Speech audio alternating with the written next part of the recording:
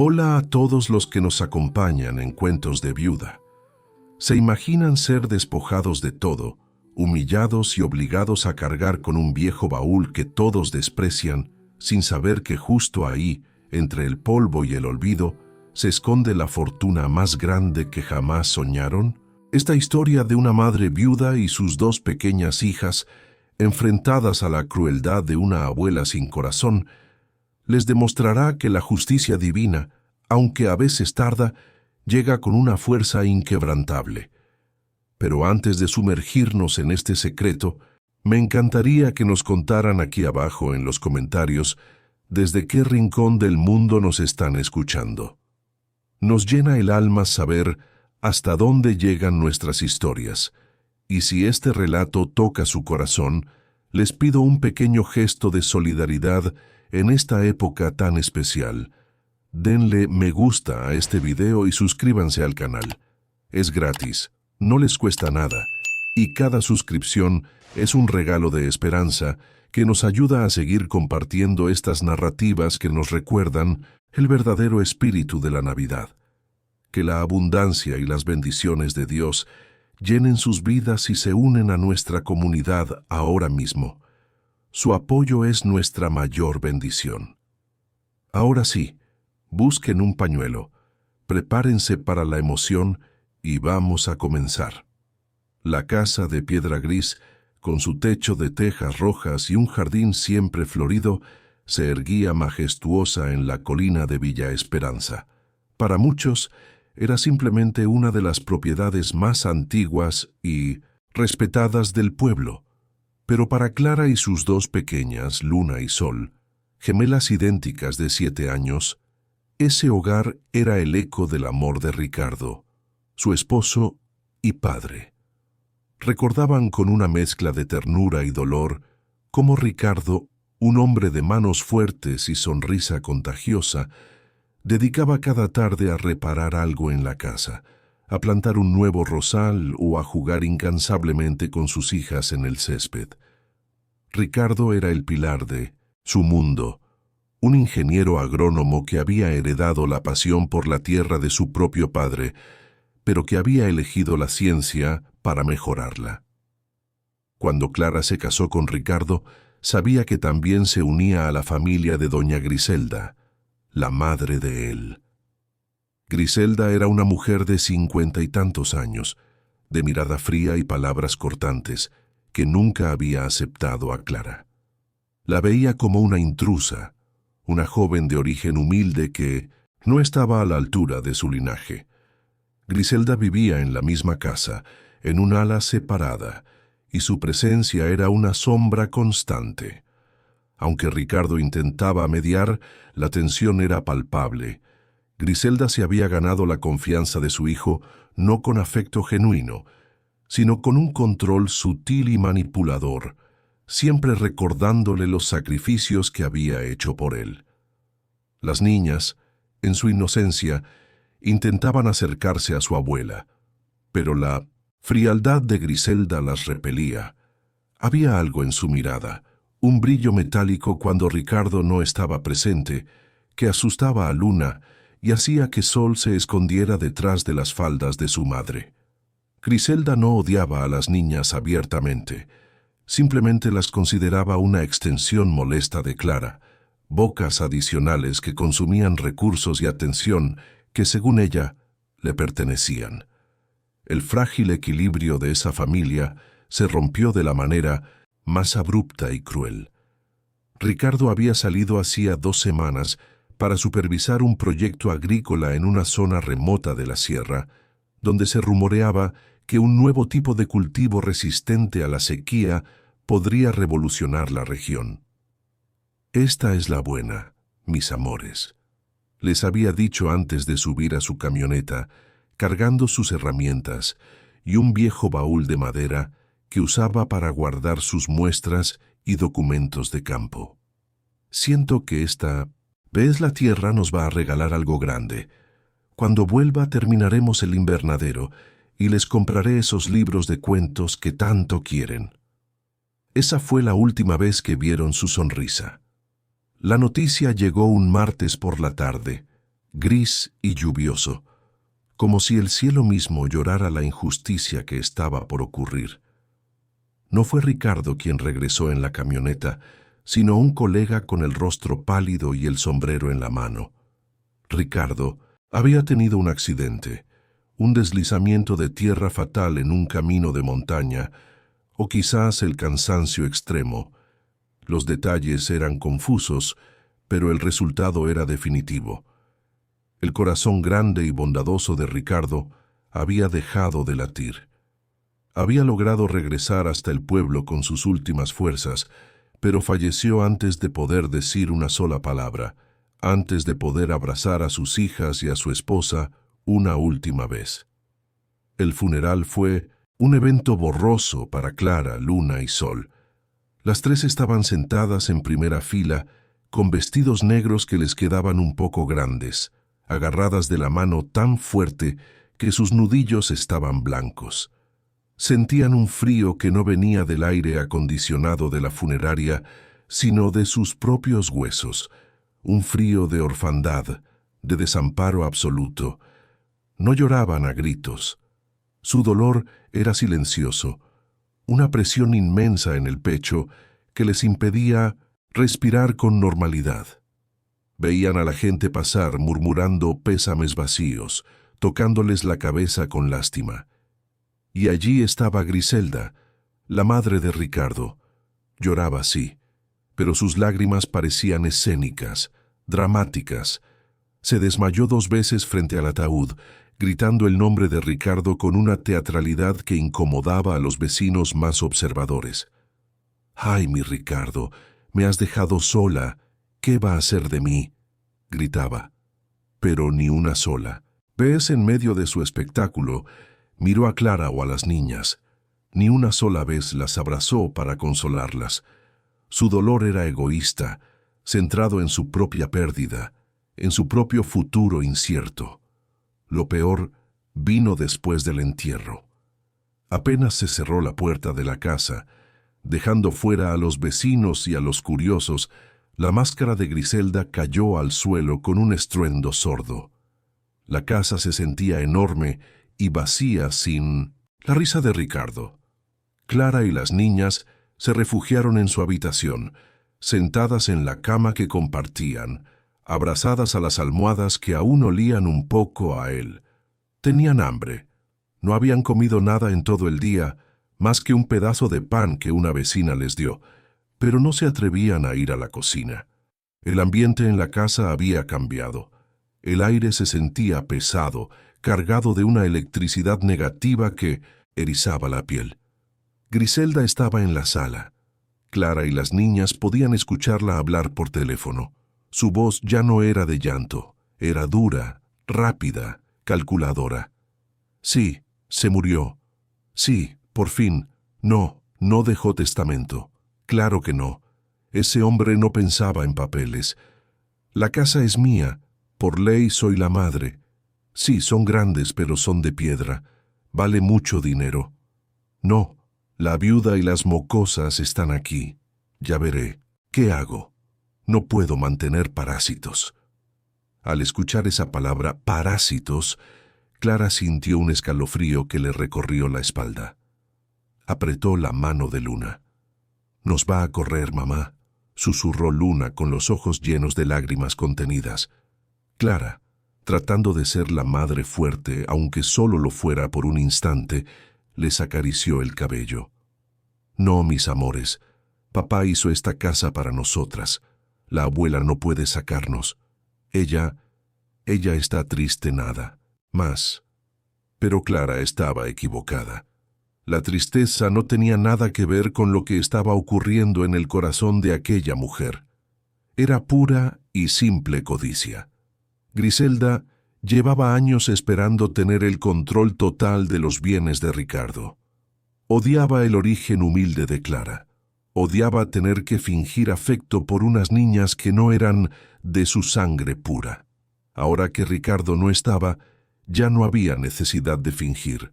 A la mañana siguiente, la realidad golpeó a Clara y a las gemelas con la fuerza de un huracán.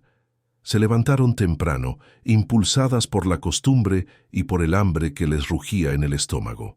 Caminaron de puntillas hacia la cocina, esperando encontrar quizás un poco de leche o restos de la cena. Pero la cocina estaba impoluta, fría. No había aroma a café, no había sartenes en el fuego. Griselda estaba sentada a la cabecera de la mesa, el lugar que siempre había ocupado Ricardo, tomando una taza de té y revisando unos documentos con una calculadora al lado. Al ver entrar a Clara y a las niñas, no sonrió. Dejó la taza sobre el plato con un golpe seco que resonó en el silencio de la habitación como un disparo. «¿Qué hacen aquí paradas?», preguntó Griselda con una voz que cortaba como el vidrio.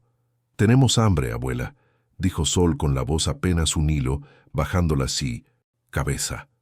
Griselda soltó una risa seca, sin humor. «Abuela, mamá, ya no sé ni qué soy para ustedes. Escúchenme bien porque no lo voy a repetir. Las cosas han cambiado. Mi hijo ya no está para traer dinero a casa. Se acabó la comida gratis. Se acabaron los mimos». Clara dio un paso adelante sintiendo que sus piernas temblaban, pero impulsada por la injusticia. «Pero Ricardo dejó dinero guardado. Él siempre decía que tenía ahorros para la comida», dijo Clara defendiendo el derecho de sus hijas a subsistir. Griselda se levantó de la silla bruscamente, haciendo que la silla rechinara contra el piso de cerámica. Se acercó a Clara y a las niñas, que retrocedieron instintivamente hasta chocar contra la pared. La mujer se agachó para estar a la altura de sus rostros y pudieron oler su perfume fuerte y ver la dureza implacable en sus ojos. «Mi hijo se gastó todo», mintió Griselda gritando. «Todo se fue en esa estúpida búsqueda de nuevas semillas que nunca sirvió para nada. Solo dejó deudas. Y esta casa, mis queridas, ahora es mía. Es mi compensación por haberlo aguantado estos años. Yo soy su madre. Yo soy la dueña. Ustedes no son nada aquí. No tienen padre y ahora tampoco tienen casa». El corazón de Clara latía tan fuerte que pensó que se le saldría del pecho. Sentía una mezcla de terror y de incredulidad. ¿Cómo podía alguien cambiar tanto de un día para otro? ¿Cómo podía esa mujer, que antes les peinaba el cabello a las niñas, aunque fuera con tirones, mirarlas ahora con tanto asco? «¿Y qué vamos a hacer?», preguntó Clara tragándose el nudo de llanto que tenía en la garganta. Griselda se enderezó y volvió a su silla como si Clara y las niñas ya no le importaran. «No, lo sé. Eso no es mi problema. Yo no soy niñera ni beneficencia pública. Tendrán que irse. Busquen a tu padre, Clara, ese viejo inútil que vive en el rancho. Tal vez él quiera cargar con ustedes». «Pero mi abuelo vive muy lejos», exclamó Sol, llorando abiertamente. «Y no tiene casa. Vive en una choza. Papá dijo que esta era nuestra casa». Al escuchar eso, la furia de Griselda estalló. Golpeó la mesa con la palma. «Abierta. Basta. No quiero oír ni una palabra más. Esta casa es mía. Los papeles lo dirán muy pronto. Ustedes son una carga que no pienso llevar. Tienen hasta el mediodía para recoger sus trapos y largarse de mi vista». Clara y las niñas salieron corriendo de la cocina, refugiándose nuevamente en su habitación. Se abrazaron llorando, sintiendo que el suelo se abría bajo sus pies. La casa, que alguna vez fue un refugio lleno de amor y promesas, se había transformado en un lugar hostil, frío y peligroso. Cada rincón que antes les recordaba a Ricardo, ahora parecía estar contaminado por la presencia venenosa de la abuela. Pasaron las horas encerradas, temblando de miedo, escuchando cómo Griselda movía muebles en la sala, tarareando una canción alegre, como si estuviera celebrando su victoria. Era una crueldad inimaginable. ¿Cómo se puede celebrar cuando una madre y sus hijas acaban de perder a Pino en Cientosem, su ser más querido? Pero la avaricia es una enfermedad que pudre el alma y ciega el entendimiento. Cuando el reloj de la sala marcó las 12, la puerta de la habitación se abrió de golpe. Griselda estaba allí, sosteniendo 2 bolsas negras de basura grandes. «Se acabó el tiempo», se gritó. «A empacar. Todo lo que no quepa en estas bolsas se queda y lo quemo. ¡Rápido!». Clara y las gemelas, aterrorizadas por la violencia en 1915, su voz empezaron a meter sus pocas ropas en las bolsas. sus pequeños juguetes, sus vestidos favoritos, los cuadernos de la escuela, todo iba al plástico negro. Griselda las vigilaba desde el marco de la puerta, cruzada de brazos, con una mueca de impaciencia. «Esa foto no», dijo Griselda, señalando un retrato de Ricardo que Clara intentaba guardar. «El marco es de plata, eso se queda, pero es mi esposo, el padre de mis hijas», suplicó Clara, aferrándose al retrato contra su pecho. Griselda le arrancó el retrato de las manos con un tirón violento, haciendo que Clara casi cayera al suelo. Sacó la foto del marco, arrugó la imagen de papel y se la tiró a la cara a Clara, quedándose con el marco vacío. «Toma tu papel. El marco vale dinero. Ahora fuera». Clara recogió la foto arrugada de Ricardo con manos temblorosas y la alisó con delicadeza, como si pudiera curar al hombre de la foto con sus dedos. La guardó en su bolsillo, cerca de su corazón. Empujadas por los gritos y los insultos, Clara y las niñas salieron de la habitación arrastrando las bolsas negras que eran casi tan grandes como ellas. Cruzaron la sala, vieron los muebles que Ricardo había comprado con tanto esfuerzo, vieron las cortinas que Clara había cosido con tanto amor. Todo se quedaba atrás, todo les era arrebatado. Al salir al patio trasero, el sol del mediodía pegaba fuerte quemando la piel. Griselda las siguió hasta afuera, asegurándose de que no se llevaran nada de valor. Fue entonces cuando la mirada de Griselda cayó sobre algo en el fondo del patio, cerca del cobertizo de herramientas. Era un objeto viejo, sucio y aparentemente inservible que había llegado con las cosas de Ricardo el día de su muerte, traído por sus colegas de trabajo. Un baúl de madera oscura, con herrajes de metal oxidado y una capa de polvo y telarañas. El baúl, que había pertenecido al abuelo de Ricardo y que él usaba para guardar sus herramientas de campo y algunas muestras de semillas, estaba en un estado lamentable. Una costra gruesa de tierra seca, hojas muertas y lodo endurecido cubría toda su superficie, llenándolo casi hasta el borde con lo que parecían ser restos de tierra de cultivo y algunas piedras. Parecía un bloque sólido de suciedad. El metal de los herrajes estaba oxidado y la madera carcomida en los bordes. Griselda miró el objeto con profundo asco. Para ella, ese baúl representaba todo lo que odiaba de Ricardo: la suciedad del campo, el trabajo manual, la falta de refinamiento. «Miren eso», dijo Griselda, señalando el baúl con un dedo acusador. «Esa porquería llegó con las cosas de mi hijo. Ahí está su gran herencia, un montón de tierra y madera vieja. ¡Qué vergüenza!». Clara y las niñas miraron el baúl. Recordaban haber visto a Ricardo empujarlo o cargarlo, sonriendo. Para ellas no era basura, era parte de él. Una idea retorcida cruzó la mente de Griselda. Quería humillarlas una última vez. Quería asegurarse de que entendieran que no valían nada, que eran tan sucias y despreciables como ese objeto. «¿Saben qué?», dijo Griselda con una sonrisa maliciosa. «Llévenselo. Es suyo. Es la única herencia que mi hijo les dejó. Él amaba más esa tierra sucia que a su propia familia. Así que llévense su preciosa tierra. No quiero ver esa cochinada en mi patio limpio». «¿El baúl?», preguntó Sol confundida. Pesaba mucho y ellas eran pequeñas. «Sí, el baúl», gritó Griselda. «Carguen sus bolsas de basura ahí y lárguense. Y no vuelvan nunca más, porque si veo sus caras por aquí llamaré a la policía y diré que son unas ladronas». Clara y las niñas, con el miedo paralizándoles los músculos, obedecieron.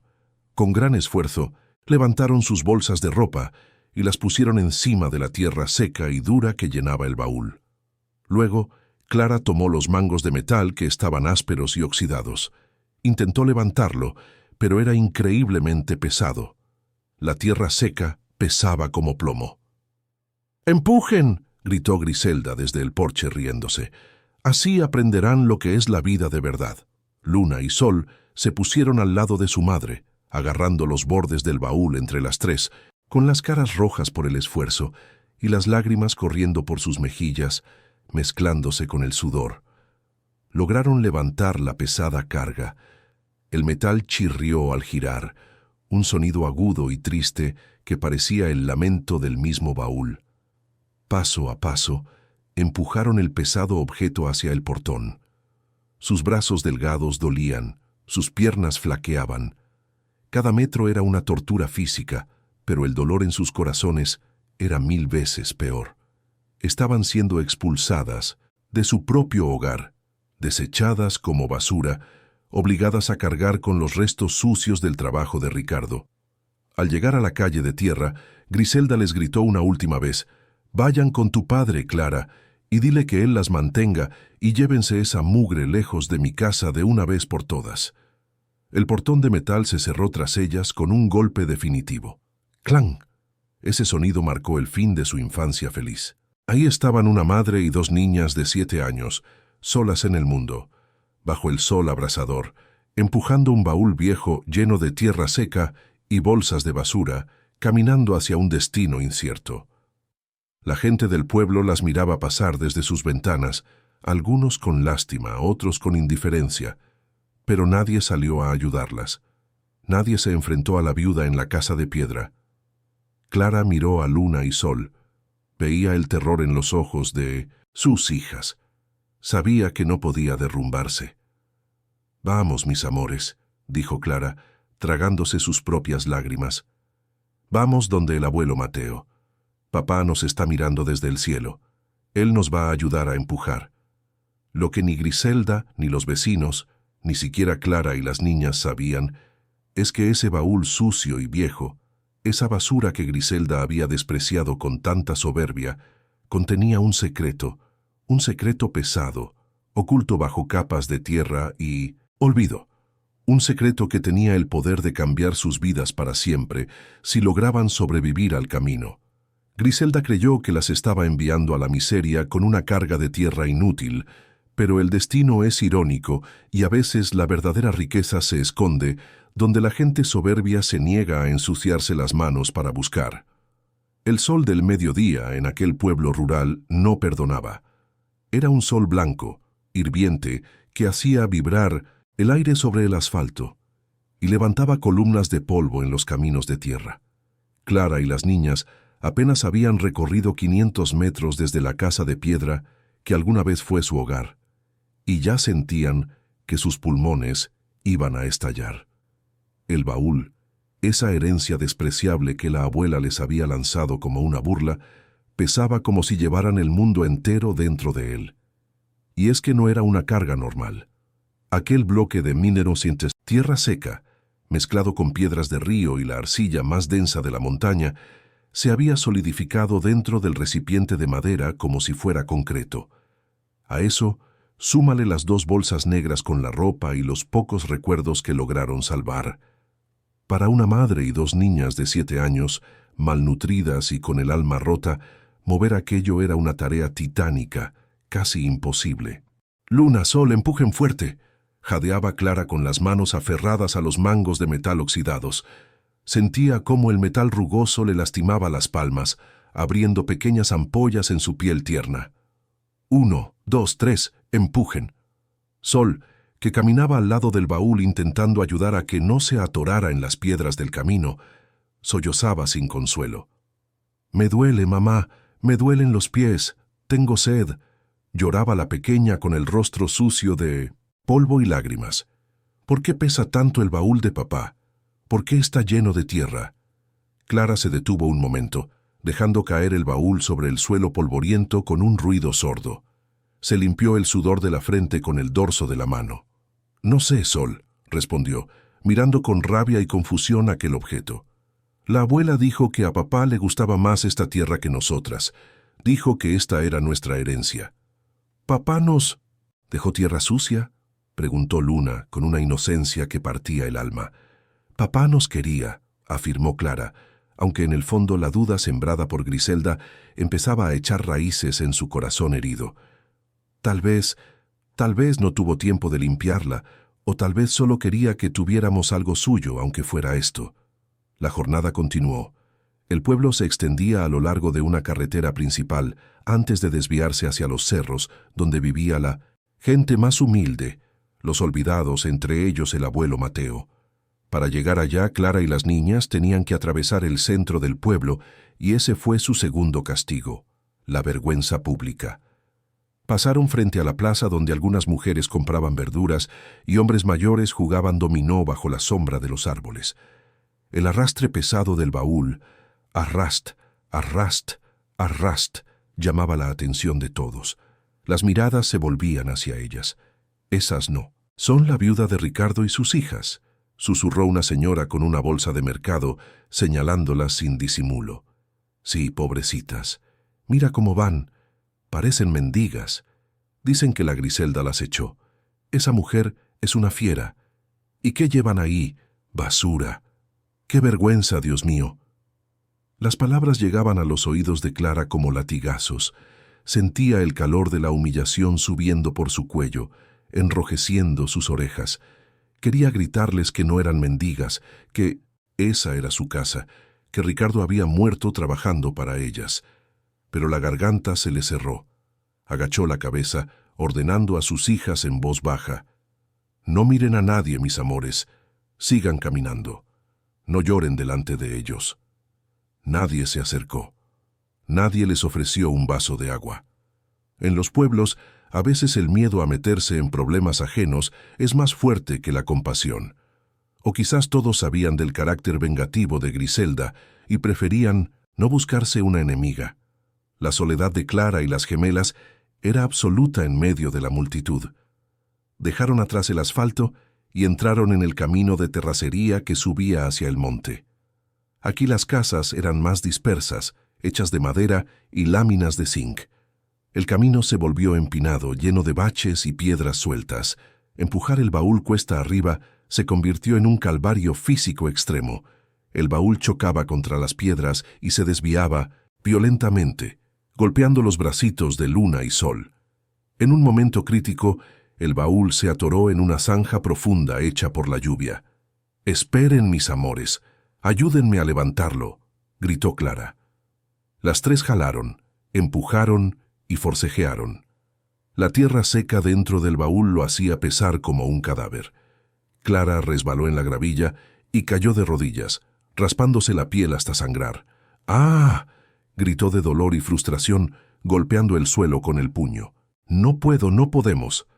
Se quedaron sentadas en medio del camino desierto, rodeadas solo por el zumbido de las cigarras y el viento caliente que movía los arbustos secos.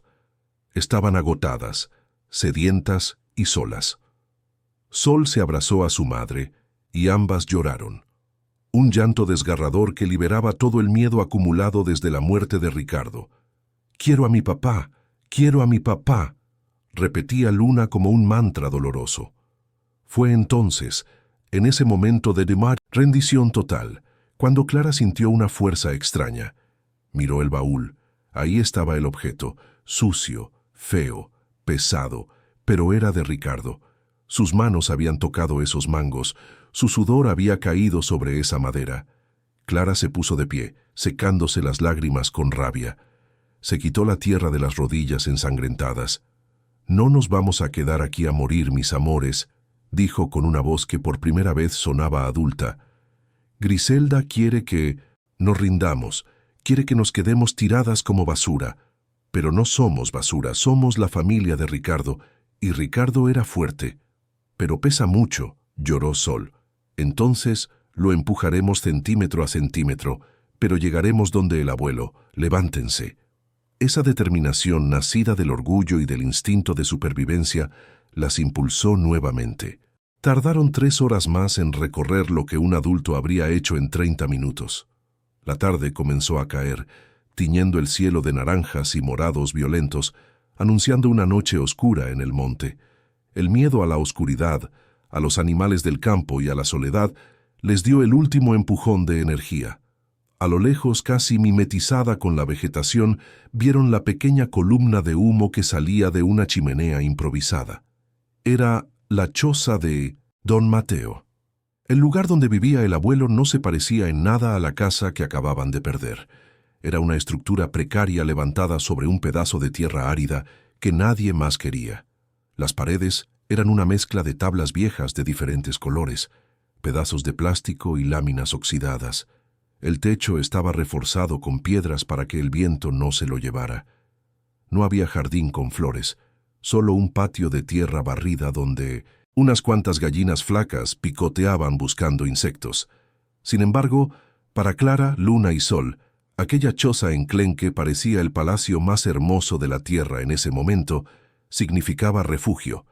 Llegaron al cerco de alambre de púas, arrastrando los pies, empujando el baúl con sus últimas reservas de aliento. «Abuelo», gritó Clara con la voz ronca por la sed. «Abuelo Mateo». El silencio del monte se rompió. Un perro viejo ladró un par de veces sin convicción y salió de debajo de la casa moviendo la cola. Luego la puerta de madera que colgaba torcida de sus bisagras se abrió.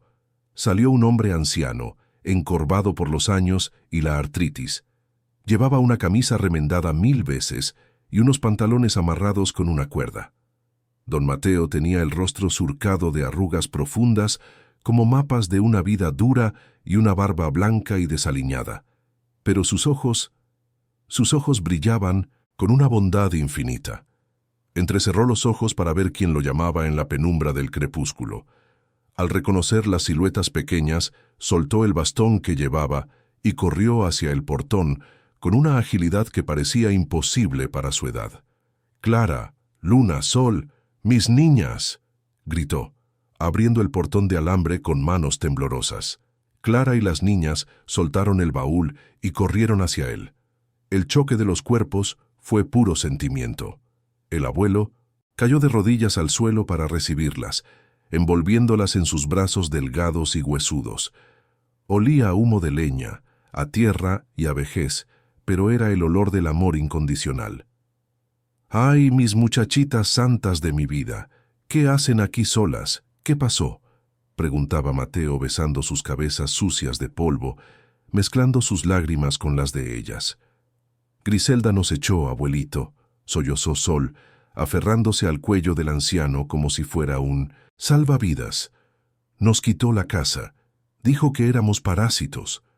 Don Mateo sintió que la sangre le hervía, un calor de indignación que le subió desde los pies hasta la cabeza. «Maldita sea esa mujer», rugió, abrazándolas más fuerte. «Yo sabía que era mala, pero no pensé que tuviera el corazón de piedra. Dejar a una madre y a 2 ángeles en la calle. Dios la va a castigar. Lo juro por la memoria de mi hija, su madre, Clara, que se había permitido derrumbarse por un segundo en los brazos de su padre. Se separó un poco y señaló hacia el camino. Nos dijo que trajéramos eso. Dijo que era nuestra herencia, el baúl viejo de Ricardo lleno de tierra». El abuelo miró hacia donde señalaba Clara. Vio el bulto oscuro del baúl estacionado torcidamente en la entrada. Vio la tierra seca que colmaba el recipiente. Sus ojos se llenaron de tristeza, no de codicia. «Pobre Ricardo», murmuró Mateo. «Trabajó tanto, se rompió el lomo buscando una vida mejor y miren cómo terminó. Esa mujer le quitó todo y a ustedes les da las sobras, la suciedad». Se puso de pie con dificultad, ayudado por Clara y las niñas. «No se preocupen por eso ahora, déjenlo ahí. Esa cosa pesa mucho y ustedes están temblando. Vengan, entren. No tengo mucho, hijas. Ya saben que el abuelo es pobre, pero tengo frijoles calientes en la olla y tortillas que hice esta mañana. Mientras yo tenga techo, ustedes no dormirán al sereno». Las niñas asintieron, sintiendo por primera vez en días que podían respirar. Sin embargo, había un problema. La entrada al patio era estrecha y empinada. «Abuelo, tenemos que meter la ropa. Está en el baúl encima de la tierra», dijo Clara. «Sí, a ver», dijo el anciano. Se acercó al baúl, intentó levantarlo por los mangos para meterlo al patio y proteger las pocas pertenencias de su hija y sus nietas. Al hacer fuerza, don Mateo soltó un gruñido. «¡Caramba!», exclamó soltándolo de golpe. «¿De qué está hecha esta tierra? Pesa como si llevara un muerto ahí dentro». «Está muy seca, abuelo. Es como piedra», explicó Sol. «Es tierra de la sierra», dijo don Mateo, mirando la costra grisácea con respeto. «Es tierra pesada, tierra mineral. Ricardo siempre decía que la sierra guardaba más secretos que el río. Bueno, déjemelo aquí en la esquina. debajo de este árbol de mezquite. Aquí no estorba y la lluvia no mojará sus bolsas si la sacamos ya». Entre los tres arrastraron el pesado baúl apenas unos metros dentro de la propiedad, dejándolo estacionado junto a unas láminas viejas y herramientas oxidadas que el abuelo guardaba. Ahí quedó, olvidado en un rincón oscuro del patio, un monumento al desprecio de la abuela. Parecía un traste viejo más en el desguazadero del abuelo. Nadie, ni siquiera don Mateo, con toda su sabiduría de campo, se imaginaba que aquella tierra que tanto pesaba no era solo tierra compacta. Entraron a la choza. Adentro la única luz venía de una vela y del fuego del fogón en el suelo. El piso era de tierra apisonada, pero estaba limpio. No había lujos. Las camas eran catres con cobijas de lana remendadas, pero el calor humano que se sentía allí valía más que todos los muebles de caoba de la casa de Griselda. Esa noche comieron frijoles aguados en platos de peltre abollados. Sabían a gloria. El abuelo les contó historias de Ricardo cuando era pequeño para hacerlas reír un poco y que olvidaran el trauma del día. «Ustedes son fuertes», les dijo Mateo mientras las arropaba en el único catre grande que tenía, cediéndole su lugar mientras él se acomodaba en el suelo sobre unos cartones. «Tienen la sangre de su padre y la fuerza de su madre». Esa mujer Griselda se quedó con las piedras. Sí, pero se quedó sola con su maldad. Nosotros estamos juntos. Y Dios proveerá. Mañana veremos qué hacemos. «¿Y el baúl, abuelo?», preguntó Luna antes de cerrar los ojos, vencida por el sueño. «¿Lo tiramos al barranco mañana? La abuela dijo que era basura». El abuelo se quedó pensativo mirando las vigas del techo, escuchando el canto de los grillos. Recordó a Ricardo, su yerno. «Un buen hombre. No, mi niña, no es basura. Es la herramienta de trabajo de tu padre. Esa tierra es su sudor. Aunque sea viejo y sucio, lo respetaremos. Tal vez sirva para guardar leña algún día. Ahora duerman». El silencio envolvió la choza. Afuera, bajo la luz de la luna llena, el viejo baúl reposaba inmóvil. La tierra seca brillaba levemente, no por el oro, pues estaba totalmente oculto, sino por el rocío de la noche. Esa noche durmieron en la pobreza más absoluta, sin saber que a solo 10 metros de distancia en el patio reposaba la solución a todos sus problemas, el boleto para recuperar su dignidad y hacer justicia.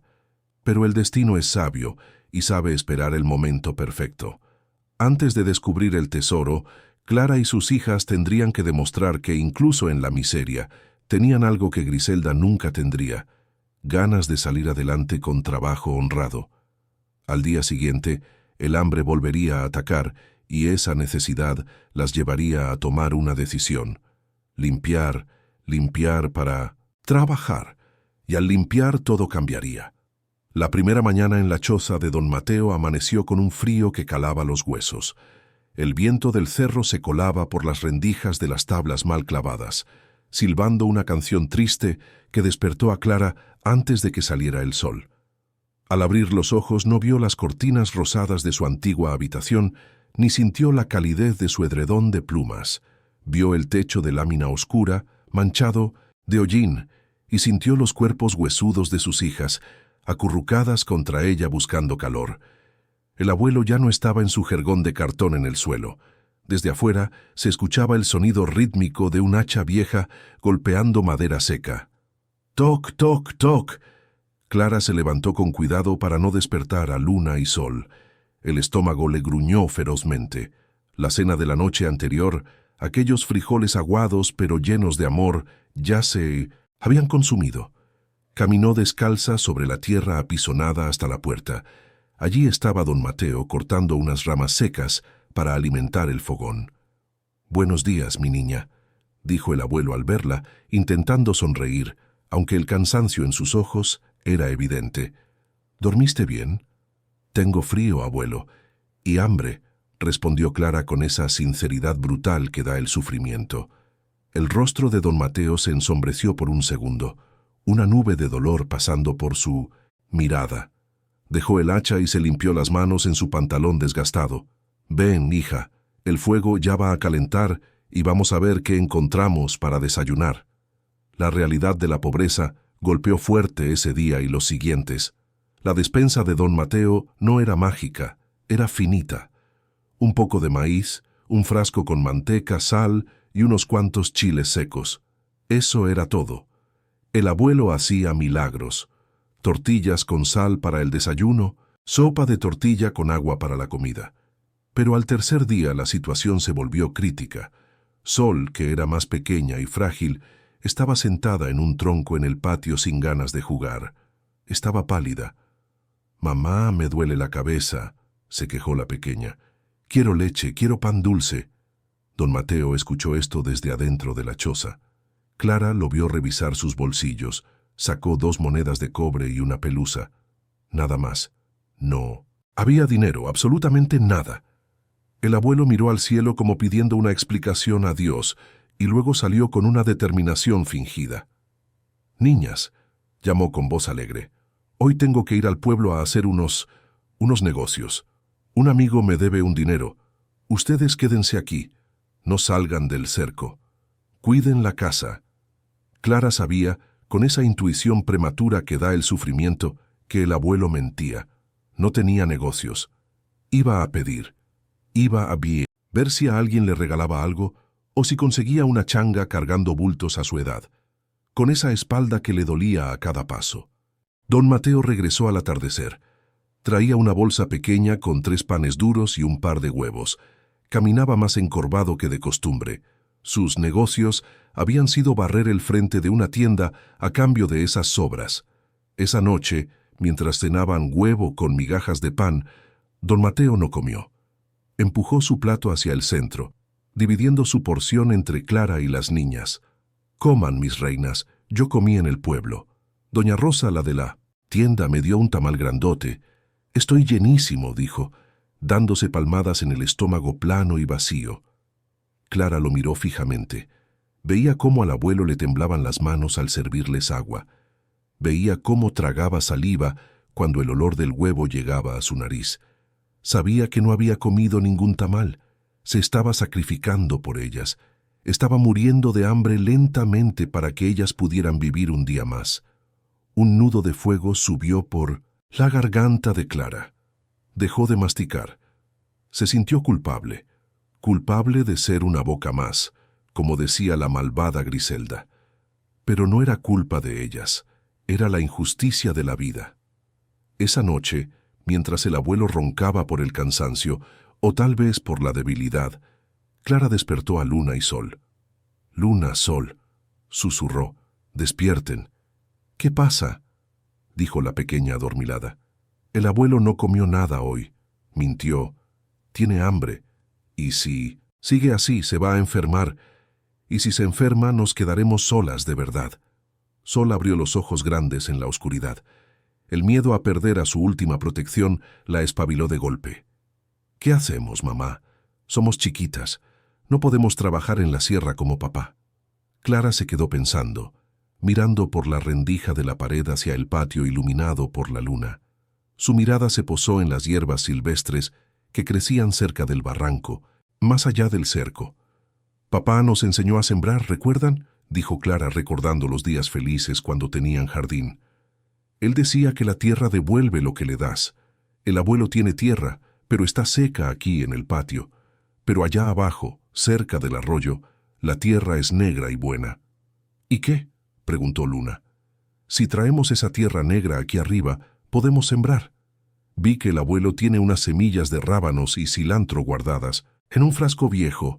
Si sembramos verduras, podemos venderlas en el pueblo. Las señoras compran verduras frescas. Pero mamá, la tierra está lejos y pesa mucho. ¿Cómo la vamos a subir hasta acá?», dijo Sol, mirando sus bracitos delgados. Fue entonces cuando la mirada de Clara recorriendo el patio oscuro se detuvo en aquel bulto gigante bajo el árbol de mezquite. Esa sombra de madera deforme por la tierra que la abuela les había obligado a llevar. «El baúl», susurró Clara. «Esa cosa está sucia y llena de piedras», protestó Luna. «No sirve». «Sirve si lo limpiamos», sentenció Clara, sintiendo un calor nuevo en el pecho, un calor de orgullo que no venía de la estufa. Papá usaba ese baúl para trabajar. Nosotras también lo usaremos mañana, mis amores. Mañana vamos a ser las dueñas de nuestro destino. No vamos a dejar que el abuelo se muera de hambre. A la mañana siguiente, el abuelo salió temprano de nuevo, esta vez diciendo que iría a buscar leña lejos. En cuanto su silueta desapareció por el camino, Clara y las gemelas se pusieron manos a la obra. El sol comenzaba a calentar, prometiendo otro día sofocante. Se acercaron al baúl. A la luz del día se veía aún peor que antes. La tierra seca, mezclada con arcilla de río y piedras, formaba una costra gris, dura como el cemento, que ocupaba absolutamente todo. El espacio interior del baúl. Solo quedaban unos centímetros libres en la parte superior. «¡Guácala!», dijo Sol, arrugando la nariz. «Huele a tierra vieja, y mira, está durísimo. La abuela tenía razón, es basura». Clara tocó la superficie rugosa de la tierra seca. Estaba pétrea. Intentó clavarle la uña y no pudo ni hacer una marca. «No es basura», dijo Clara con firmeza, aunque por dentro tenía dudas. «Es la herramienta de papá, y necesitamos sacar toda esta cochinada para poder traer la tierra buena». Corrieron a buscar armas para su batalla contra la suciedad. Encontraron una vieja cuchara de albañil oxidada que el abuelo usaba para remendar las paredes, un pedazo de varilla de metal y un cepillo de cerdas duras, casi pelón. También conectaron la manguera negra al grifo del patio. Por suerte, ese día había un hilo de agua. «Primero hay que mojarlo», ordenó Clara, asumiendo el mando como si fuera la capataz de una obra. «Si no se ablanda, nunca lo vamos a sacar». Sol tomó la manguera y dirigió el chorro de agua hacia el bloque de tierra seca dentro del baúl. El agua golpeó la tierra dura, salpicando lodo marrón por todas partes, manchando sus vestidos viejos y sus piernas. «¡Más agua!», gritó Clara. «¡Que se empape!». Durante una hora entera, Clara y las niñas regaron aquel bloque de tierra compacta. Poco a poco, la capa superior empezó a ceder, volviéndose lodosa y pegajosa. El olor a tierra mojada llenó el aire, un olor nostálgico que les recordó a Ricardo cuando volvía del trabajo. «Ya está un poco blando arriba», dijo Clara, cerrando el grifo para no gastar el agua que era oro en esa zona. «Ahora a rascar». Clara tomó la cuchara de albañil y Luna el pedazo de varilla. Se subieron a los lados del baúl con los pies colgando y empezaron a golpear y raspar, clac, clac, clac. El trabajo era agotador. La tierra de la sierra no era tierra normal de jardín, era arcilla densa, pesada, que se había secado durante semanas o quizás meses bajo el sol, mientras el baúl estaba abandonado tras la muerte de Ricardo. Cada pedazo que lograban arrancar pesaba mucho. «Uf, esto no se acaba nunca», jadeó Luna, después de 20 minutos con las manos doloridas. «Solo hemos sacado un poquito». Clara miró el progreso. Habían logrado hacer un pequeño agujero en la superficie, pero la mayor parte del baúl seguía lleno de ese material sólido y grisáceo. Parecía que la tierra se resistía a irse, como si guardara celosamente algo en su interior protegiéndolo de la luz. «No te rindas, Luna», dijo Clara, limpiándose una gota de lodo que le había caído en el ojo. «Piensa en el abuelo, piensa en que podremos plantar rábanos. Piensa en que Griselda se va a morir de rabia cuando nos vea vendiendo verduras y ganando dinero». La mención de Griselda encendió una chispa de furia en Sol. Agarró la varilla con ambas manos y golpeó con fuerza el centro del bloque de tierra. «Toma esto, tierra fea», gritó. «Toma esto, Griselda mala». Clara y las niñas canalizaron todo su dolor, su abandono, su miedo y su hambre en esa tarea física. Lavar ese baúl se convirtió en un acto de purificación. Estaban limpiando la herencia sucia que les dieron, transformándola en algo útil. Querían demostrar que no necesitaban la limosna de nadie. El sol estaba en el cenit, quemándoles la espalda. El sudor corría por sus frentes mezclándose con la tierra. Parecían 3 estatuas de barro vivientes, sucias de pies a cabeza, pero sus ojos brillaban con una determinación feroz. De repente, Clara, que estaba raspando profundo cerca del fondo con la cuchara de albañil, sintió algo extraño. La cuchara no se hundió suavemente en el lodo ablandado por el agua. Tampoco golpeó contra el fondo de madera del baúl que debía sonar a toc. El sonido fue diferente. Fue un clink, sólido pero no metálico como el metal oxidado. Se sentía como si hubiera golpeado una piedra muy dura y grande atrapada en el fondo.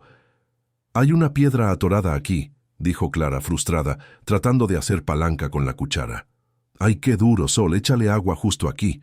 Sol trajo la manguera de nuevo y apuntó el chorro directamente al lugar donde Clara estaba forcejeando. El agua a presión barrió el lodo suelto, creando un pequeño remolino marrón. Clara metió la mano en el lodo sin importarle ensuciarse hasta el codo. Sus dedos tantearon buscando la piedra para sacarla y tirarla lejos. Tocó una superficie irregular, rugosa, fría y pesada. Muy pesada. Intentó moverla, pero estaba bien incrustada en el fondo, como si fuera parte de un piso. «Está atorada», gruñó Clara. «Trae la varilla. Vamos a sacarla a la fuerza». Luna le pasó la varilla de Minomancetan hierro. Clara la clavó al lado del objeto duro y hizo palanca con todo su peso. «1, 2, 3», gritó Clara. El objeto cedió un poco, despegándose de la arcilla que lo aprisionaba como pegamento. Clara vio un destello bajo el agua turbia y el lodo. «¿Qué es eso?», preguntó Luna acercando su carita sucia. «No sé, parece una piedra de río, pero amarilla», dijo Clara, confundida. Sacó el objeto del lodo y lo levantó hacia la luz del sol para verlo mejor. Lo puso bajo el chorro de agua limpia de la manguera. El lodo gris se deslizó, revelando la superficie del objeto. El tiempo pareció detenerse en ese preciso instante. El canto de la cigarra cesó. El viento dejó de soplar. En la mano pequeña y temblorosa de Clara descansaba una piedra del tamaño de un puño de niño. Pero no era granito ni caliza. Brillaba. Brillaba con un color profundo, cálido y magnético. Un amarillo intenso que atrapaba la luz del sol y la devolvía con un resplandor que hipnotizaba. Pesaba muchísimo para su tamaño, mucho más que cualquier piedra normal. El corazón de Clara dio un vuelco violento en su pecho. Recordó las historias de Ricardo. Recordó las noches en que llegaba emocionado, hablando de vetas y pepitas. «Luna, Sol», dijo Clara con la voz estrangulada, casi incapaz de hablar. «Luna, Sol, miren esto». Luna y Sol miraron la piedra dorada. «Es bonita», dijo la pequeña Sol sin comprender del todo. «Es oro de mentiras como los aretes de la abuela Griselda». Clara miró el objeto y luego miró el fondo del baúl, donde el agua había lavado un poco más el lodo. Debajo de la capa de arcilla que aún quedaba, había más bultos. El fondo del baúl no era plano, estaba lleno de irregularidades. Con manos frenéticas, Clara empezó a raspar el resto del barro con sus propias uñas. «Luna, Sol, laven más rápido». A medida que el agua y sus manos iban quitando la costra de basura y tierra vieja, la verdad comenzaba a emerger del fondo de aquel trasto viejo. Ricardo no había dejado ese baúl lleno de tierra por descuido. No había dejado que la tierra se secara por pereza. Lo que estaba apareciendo ante los ojos incrédulos de Clara y las niñas no era basura. «Dios mío», gritó Clara, cayendo sentada hacia atrás en el charco de lodo con la piedra amarilla apretada contra su pecho. El fondo del baúl era una alfombra dorada oculta bajo la miseria. Clara estaba sentada en el lodo con el vestido empapado y sucio, pero no sentía frío ni incomodidad. El mundo entero se había reducido a ese objeto pesado, frío y amarillo que sostenía en su mano derecha. Su respiración era agitada, como si hubiera corrido un maratón. Sus ojos, muy abiertos, reflejaban el sol de la tarde que hacía centellear aquella pepita irregular con un fuego propio. «Mamá», susurró Luna, acercándose con miedo, como si estuvieran ante algo prohibido. «¿Es de verdad? ¿Es oro de verdad?» Clara tragó saliva sintiendo la boca seca a pesar del agua que corría a su alrededor. «Es muy pesado, mis amores», dijo con voz temblorosa. «Papá decía que el oro pesa más que el plomo y esto pesa mucho». Un silencio casi sagrado cayó sobre el patio trasero de la choza. El chorro de la manguera seguía corriendo, un sonido de agua constante que ahora parecía limpiar no solo la suciedad, sino también la miseria que las había rodeado en los últimos días. «Busca más», exclamó de pronto Sol, rompiendo el hechizo, impulsada por una mezcla de curiosidad infantil y una intuición aguda. Ahí abajo había más bultos. Las tres, olvidando el cansancio y el hambre, se lanzaron sobre el baúl con una energía renovada. Ya no era un trabajo forzado, era una búsqueda del tesoro, como en los cuentos, pero real. Sol dirigió el chorro de agua con fuerza, apuntando a los rincones donde la tierra seguía adherida como una costra terca. Clara y Luna usaban la cuchara de albañil y sus propios dedos para arrancar los pedazos de arcilla endurecida. Cada vez que el agua lavaba una sección del fondo del baúl, un grito ahogado salía de sus gargantas. No era una sola pepita, no eran dos. Ricardo, en su genialidad desesperada y amorosa, había creado un doble fondo natural. Había colocado las pepitas más grandes y puras que encontró, fruto seguramente de haber dado con la veta madre de la que tanto hablaba en la base misma del baúl. Eran piedras de oro bruto y regulares, algunas del tamaño de una nuez, otras tan grandes como un huevo de gallina. Luego había vertido encima la tierra más densa y pegajosa de la sierra para sellarlas, para ocultarlas de los bandidos que acechaban en los caminos. Y dejó que el sol secara esa capa, hasta convertirla en una piedra grisácea que nadie sospecharía. Murió antes de poder llegar a casa y decirle a su familia: «¡Lo logré! Mira, mamá, esta es enorme», gritó Luna, sacando una pieza alargada y deforme que brillaba intensamente al ser lavada. «¡Aquí hay otra!», respondió Clara, llorando y riendo al mismo tiempo. Una histeria dulce de alivio. «Y otra más aquí. Mis amores, el fondo está lleno». En cuestión de 15 minutos, el viejo baúl oxidado, ese trasto despreciable que la abuela Griselda había mirado con asco, estaba irreconocible por dentro. El agua limpia había dejado al descubierto un lecho resplandeciente. Sobre el metal oxidado descansaban limpias y puras más de 15 pepitas de oro de gran tamaño. Era una fortuna incalculable.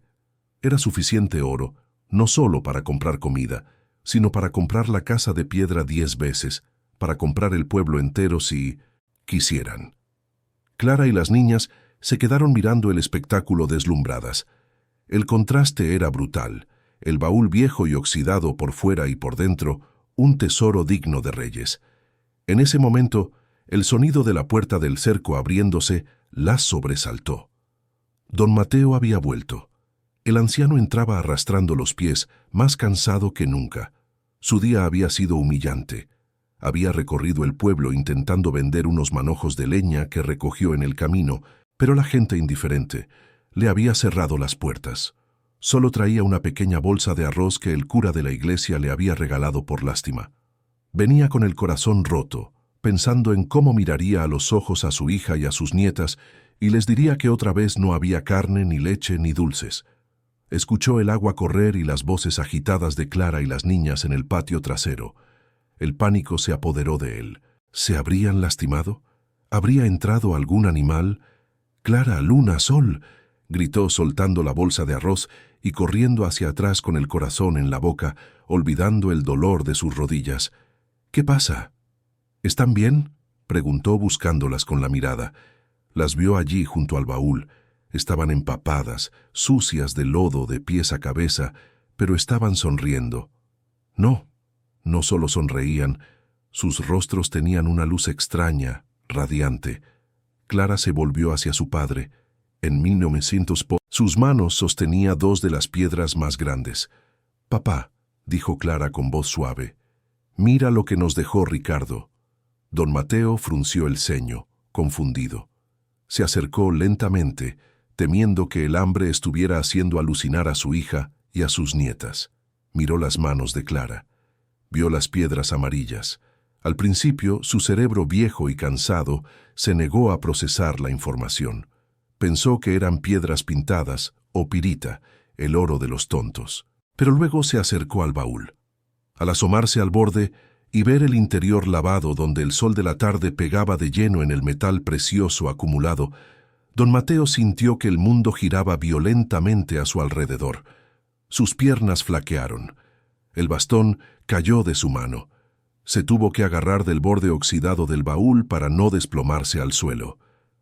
«Santo Dios del cielo», murmuró con la voz ahogada en un sollozo seco.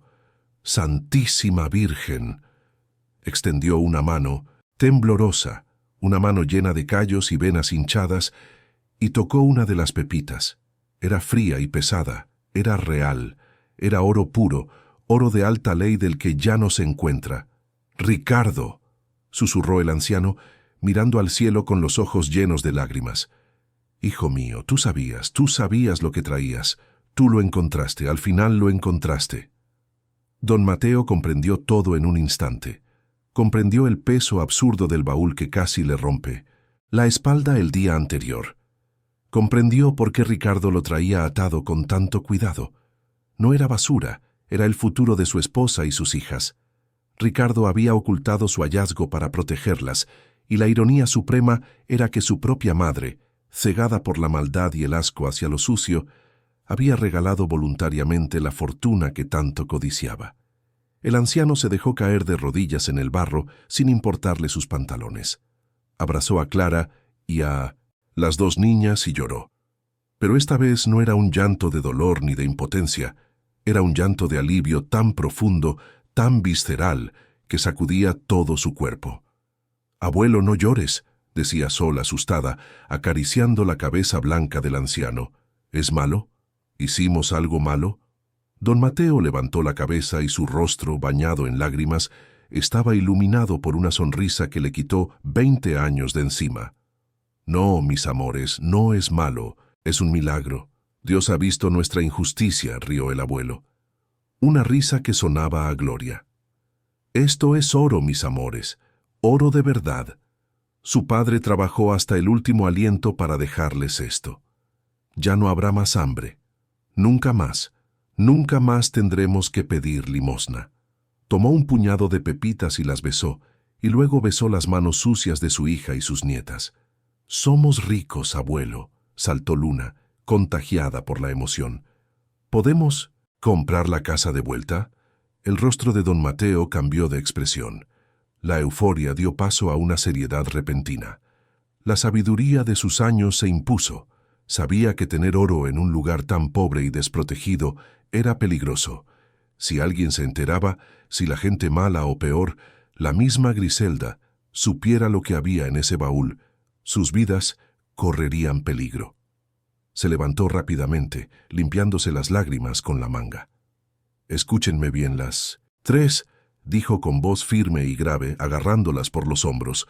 «Esto que ha pasado es una bendición de Dios, pero nadie, absolutamente nadie puede saberlo todavía. ¿Me entienden? Si decimos que tenemos oro, vendrá gente mala». Clara y las niñas sintieron asustadas por la seriedad del abuelo. «¿Ni siquiera al padre de la iglesia?», preguntó Sol. «A nadie», sentenció don Mateo. «Especialmente no a esa mujer, a Griselda. Ella las echó con esto porque pensó que era basura. Si se entera de que es oro, vendrá a quitárnoslo. Ella es capaz de todo». El abuelo miró alrededor, paranoico, revisando que ningún vecino estuviera espiando a través de la cerca de madera podrida. «Tenemos que esconderlo ahora mismo». Rápidamente, don Mateo fue a la choza y trajo unos sacos de yute viejos y unas latas oxidadas vacías. Con manos ágiles sacaron todo el oro del baúl. Contaron 18 pepitas grandes y un puñado de pepitas más pequeñas y polvo de oro que había quedado en el fondo. El valor de aquello era astronómico para gente como ellos. Guardaron el oro dentro de las latas viejas, luego las metieron en los sacos de yute y los escondieron debajo del piso de tierra de la choza, bajo la cama del abuelo, cubriéndolo todo con cartones y trapos viejos. Nadie buscaría una fortuna allí. Cuando terminaron, el baúl quedó vacío y limpio. Ya solo era un objeto de madera viejo, pero había cumplido su misión. Había sido el vehículo de la salvación. Esa noche, Sentados alrededor del fogón, la atmósfera era diferente. Aunque cenaron el mismo arroz que el abuelo había traído, sabía a banquete. Ya no había angustia en los ojos de don Mateo. Había un plan formándose en su mente. «Abuelo, ¿qué vamos a hacer con el oro?», preguntó Luna en voz baja. Don Mateo miró el fuego, y una chispa de justicia brilló en sus ojos cansados. «Mañana haré un viaje a la ciudad grande, a la capital», dijo el abuelo. «Tengo un viejo amigo allá, un joyero de confianza de cuando yo era joven. Venderé solo una pepita, una pequeña. Con eso tendremos dinero suficiente para mucho tiempo». «¿Y vamos a comprar comida?», preguntó Sol. «Compraremos comida, sí. Y ropa nueva para ustedes.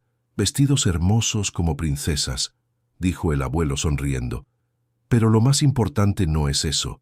Con el dinero no voy a comprar un carro ni lujos tontos. Voy a contratar a alguien». «¿A quién?», preguntó Clara. «A un abogado», dijo don Mateo, y su voz adquirió un tono de acero que Clara y las niñas nunca habían escuchado. «Un abogado de los mejores, un abogado que haga temblar el suelo, porque vamos a recuperar su casa. Vamos a recuperar el hogar que Ricardo construyó. Esa casa es de ustedes, y el oro nos dará el poder para pelear contra la injusticia de Griselda. Ella tiene papeles falsos, estoy seguro, pero nosotros ahora tenemos la fuerza de la verdad y el poder del oro». Clara sintió un escalofrío de emoción. Se imaginó volviendo a su casa, a su habitación, recuperando el marco de plata de Ricardo. «¿Vamos a pelear contra la abuela?», preguntó Luna. «No, vamos a pelear», corrigió don Mateo apretando el puño. «Vamos a ganar. La justicia divina tarda, pero llega. Y a Griselda le va a llegar en un coche negro con abogados de traje. Prepárense, mis amores. Mañana empieza nuestra nueva vida». Don Mateo apagó la vela. En la oscuridad, Clara y las gemelas se abrazaron. Ya no sentían miedo. Sentían que Ricardo estaba allí, invisible, sonriendo en la oscuridad, guiándolas. Habían lavado la basura y encontrado el futuro. Ahora tocaba reclamar lo que era suyo. La madrugada siguiente al descubrimiento del oro, el cielo aún estaba oscuro y las estrellas brillaban con frialdad sobre el cerro. Don Mateo se levantó en silencio, con el cuidado de un gato viejo, para no despertar a su hija y a sus nietas, que dormían profundamente, soñando tal vez por primera vez en días con un futuro sin hambre. El anciano se lavó la cara con el agua helada de un cubo, se alisó el poco cabello blanco que le quedaba y se puso su mejor camisa, que en realidad era la menos remendada de las tres que poseía. Antes de salir, se arrodilló junto al rincón secreto debajo de su catre. Con manos temblorosas pero decididas, sacó una de las latas oxidadas y extrajo una pepita de oro. No eligió la más grande para no levantar demasiadas sospechas de golpe, pero sí una de buen tamaño, sólida y pesada. La envolvió en un pañuelo de tela vieja y la guardó en el bolsillo interior de su chaqueta, asegurándola con un imperdible para que no se moviera ni cayera.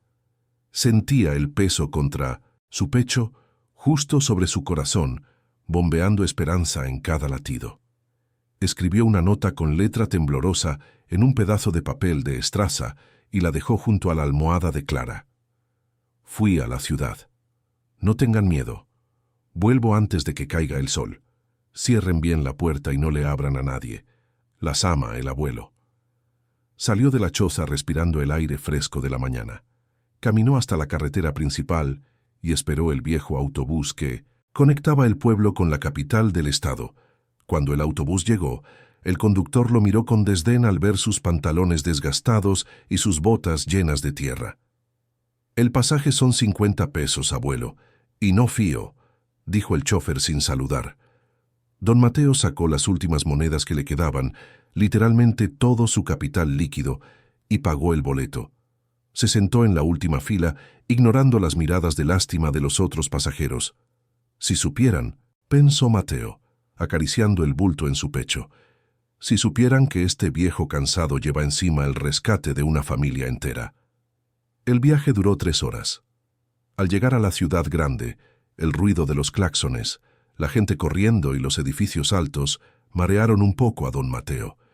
quien llevaba años sin salir de su rutina en el monte, pero tenía una misión clara. No estaba allí para pasear. Caminó decidido, preguntando direcciones hasta llegar al barrio de los joyeros. Buscaba un local específico, un letrero antiguo de madera que decía Joyería El Crisol. El dueño, don Elías, era un hombre honesto, un viejo conocido de la juventud de Mateo, de cuando ambos trabajaron juntos en el comercio antes de que la vida golpeara a Mateo con la pobreza. Al entrar a la joyería, el guardia de seguridad se puso tenso y dio un paso adelante, bloqueando el paso del anciano. «Oiga, señor, aquí no damos limosna», dijo el guardia con voz autoritaria. Don Mateo alzó la vista y, aunque su ropa gritaba miseria, sus ojos destellaban una dignidad real. «No vengo a pedir, joven, vengo a ver a don Elías. Dígale que Mateo, el viejo Mateo, está aquí». El guardia dudó, pero ante la firmeza del anciano llamó al dueño. Minutos después, un hombre mayor, bien vestido y con lentes de montura dorada, salió de la trastienda. Al ver a Mateo, su rostro se iluminó, con reconocimiento y nostalgia. «Mateo, ¿cuánto tiempo, amigo mío?», exclamó Elías ignorando los harapos y abrazando a su viejo amigo. «Pasa, pasa a mi oficina. ¿En qué líos te has metido?».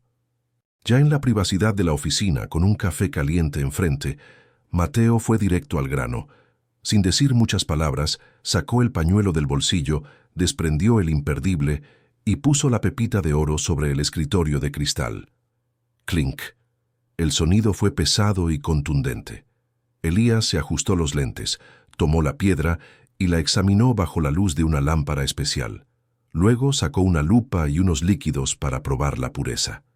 Hubo un silencio tenso de 5 minutos que a Mateo le parecieron 5 años. Finalmente, Elías dejó la lupa y miró a Mateo con asombro total. «Mateo, esto es oro de sierra de la más alta pureza, oro viejo de ese que ya casi no se ve. Es 24 quilates sólido. ¿De dónde sacaste esto?». «Era de Ricardo, mi yerno», respondió Mateo con voz quebrada. «Murió buscándolo. Es lo único que nos dejó para salvar a mi hija y a mis nietas. Necesito venderlo. Elías, pero necesito un precio justo. No tengo tiempo para regatear. Mi familia tiene hambre». Elías asintió con seriedad. Hizo unos cálculos en una calculadora grande. «Por los viejos tiempos y porque veo la necesidad en tus ojos, te pagaré el precio de mercado internacional sin descontar mi comisión habitual».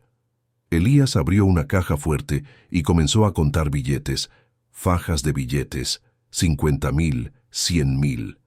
La cifra siguió subiendo. Esa sola pepita valía más dinero del que don Mateo había visto en toda su vida junta. Cuando salió de la joyería, Mateo llevaba un sobre grueso bien escondido dentro de la chaqueta y el corazón latiéndole a 1000 por hora. Tenía miedo, sí, pero un miedo distinto. Ya no era miedo al hambre, era miedo a fallar en el siguiente paso. Lo primero que hizo no fue ir a un restaurante de lujo, fue a una tienda de ropa departamental. Entró en la sección de caballeros. Los vendedores lo ignoraron al principio, pero Mateo tomó un traje gris oscuro, una camisa blanca inmaculada, una corbata sobria y unos zapatos de cuero negro nuevos. Fue a la caja y pagó en efectivo, dejando boquiabierta a la cajera que lo había mirado mal minutos antes. Pidió usar el baño de la tienda para cambiarse. Cuando don Mateo salió del baño, el hombre del espejo había desaparecido. Ya no estaba el anciano andrajoso del monte. Frente al espejo estaba un señor respetable, de porte elegante.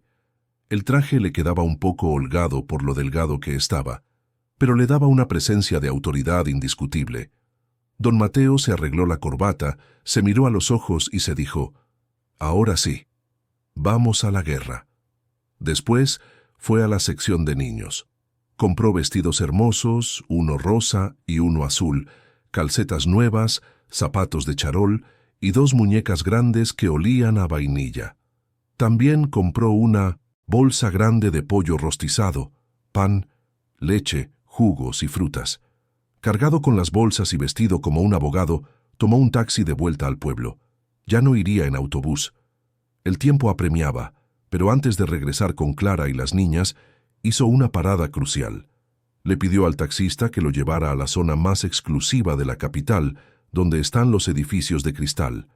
Entró al bufete de abogados Veritas y Justicia, la firma más temida y costosa de la región, famosa por ganar casos imposibles.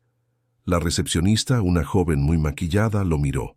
Esta vez, al ver el traje nuevo, su actitud fue diferente, aunque aún escéptica, por las manos callosas del abuelo. «Buenas tardes, señor. ¿Tiene cita?» «No tengo cita, señorita, pero tengo un caso de despojo y fraude contra una madre y 2 menores de edad y tengo con qué pagar», dijo Mateo, poniendo un fajo de billetes sobre el mostrador como anticipo. «Quiero ver al licenciado Valdés, el jefe. El dinero tiene un lenguaje universal». 5 minutos después, Mateo estaba sentado en un sillón de piel frente a uno de los abogados más poderosos de la ciudad, el licenciado Roberto Valdés, un hombre astuto que olía el éxito a kilómetros. Mateo le contó todo. Le contó sobre la muerte de Ricardo, sobre la crueldad de Griselda, sobre la expulsión de Clara y las niñas sin nada más que un baúl viejo. No mencionó el oro explícitamente como la fuente de su nueva riqueza. Simplemente dijo que tenía recursos familiares para costear el juicio. «La casa fue construida por Ricardo», explicó Mateo. «Pero el terreno era de mi difunta esposa, la abuela de Ricardo. Se lo regalamos a Ricardo cuando se casó con Clara. Nunca cambiamos las escrituras. El terreno sigue estando a nombre de mi esposa fallecida». Los ojos del abogado brillaron con una luz depredadora. Sonrió mostrando unos dientes muy blancos. «Don Mateo, si lo que usted me dice es cierto, esa mujer Griselda ha cometido un error fatal. Si el terreno estaba a nombre de la abuela paterna de las niñas y no hubo testamento de su esposa hacia Ricardo, y luego Ricardo muere sin testamento, la ley de sucesión es clara. La propiedad es de la viuda y sus hijas, no de la madre de Ricardo. La abuela solo tendría derecho sobre los bienes gananciales, pero la tierra es sangre». El abogado llamó a su asistente inmediatamente. «Investiguen el catastro del pueblo de Villa Esperanza ahora mismo. Quiero saber quién es el titular del predio 712. ¡Rápido!». En cuestión de media hora, gracias a los contactos del bufete, llegó un fax con la información. «¡Bingo!», exclamó el abogado golpeando la mesa. «El terreno sigue a nombre de doña Elena de la Cruz, su esposa, don Mateo. Griselda no tiene ningún derecho sobre el suelo, y la ley dice que lo accesorio sigue la suerte de lo principal. La casa pertenece al dueño del terreno». Mateo sintió que se le aflojaban las rodillas del alivio. «Eso significa que podemos sacarla». «No solo sacarla», dijo el abogado con una sonrisa fría. «Vamos a destruirla legalmente. La vamos a demandar por despojo, maltrato infantil, apropiación indebida y daños morales. Le vamos a quitar hasta las ganas de respirar. Prepare sus cosas, don Mateo. Mañana mismo iremos yo y mis socios. Quiero ver la cara de esa señora cuando le notifiquemos que vive en casa ajena». Mateo salió del bufete sintiéndose invencible, no por el oro que llevaba en el bolsillo, sino por el papel firmado que llevaba en el portafolio. El inicio del fin para la malvada abuela. El regreso a la choza fue emotivo. Cuando el taxi llegó al camino de tierra y bajó al señor de traje, Clara, Luna y Sol corrieron al cerco, asustadas al principio al no reconocerlo.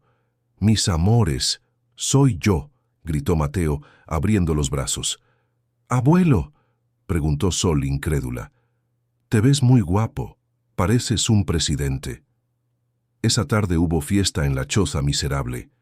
Comieron pollo hasta hartarse, bebieron leche fría, y las niñas estrenaron sus muñecas.